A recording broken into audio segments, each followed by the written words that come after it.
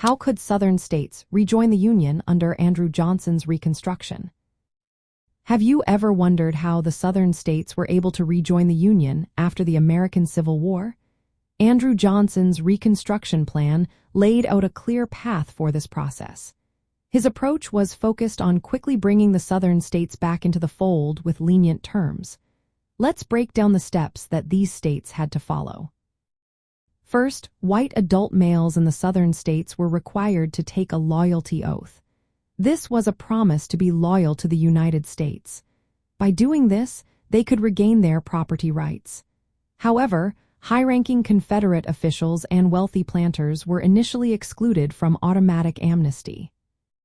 Next, each Southern state had to adopt a new state constitution that abolished slavery. This was in line with the 13th Amendment, which officially ended slavery across the nation.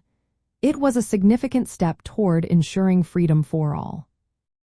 Another important requirement was that the states had to renounce their acts of secession. They needed to declare that their previous decisions to leave the Union were illegal.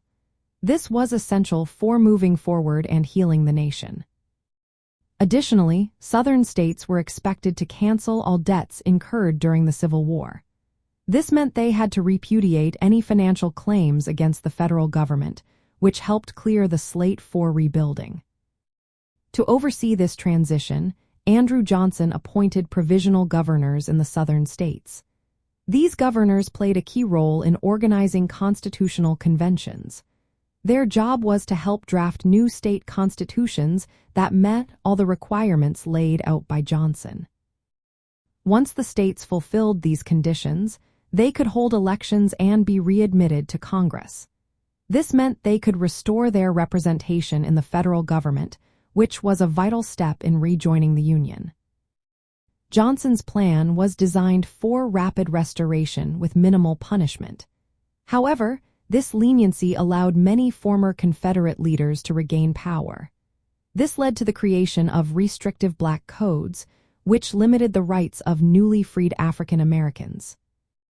Johnson's approach faced opposition from radical Republicans in Congress.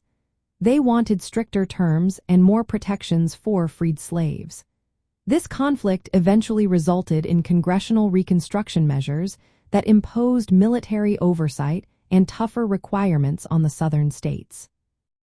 In summary, Southern states could rejoin the Union under Andrew Johnson's Reconstruction plan by taking loyalty oaths, abolishing slavery, renouncing secession, canceling war debts, and reorganizing their governments. This plan aimed for quick restoration but also set the stage for ongoing political conflict during Reconstruction.